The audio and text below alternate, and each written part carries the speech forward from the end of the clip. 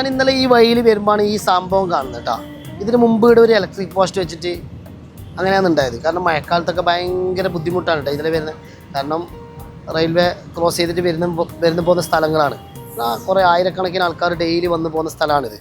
ഭയങ്കര ബുദ്ധിമുട്ടാണ് മഴക്കാലത്തൊക്കെ ഉണ്ടായത്. പക്ഷേ ഇത് ആരിപ്പോൾ ചെയ്ത് ഞാൻ ഗവൺമെൻറ് പഞ്ചായത്തായിട്ട് ചെയ്തായിരിക്കും വിചാരിച്ചിട്ട് ഞാൻ അന്വേഷിക്കുമ്പോൾ ഇത് ചെയ്തായിരുന്നാൽ മാണിക്കോത്ത് ജമാഅത്തിൻ്റെ അണ്ടറിലുള്ള റഹ്മാനിയ കൂട്ടായ്മയുണ്ട്, അവരാണ് ഇത് ചെയ്തത്.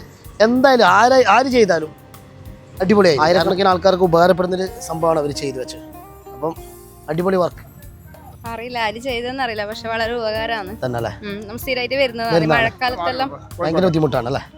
ഇപ്പം നല്ലൊരു താങ്ക്സ് ചേട്ടാ. ഇത് വന്നതിന് ശേഷം നല്ല വൃത്തിക്ക് നടക്കാനായി, നല്ല ഉപകാരമുണ്ട്.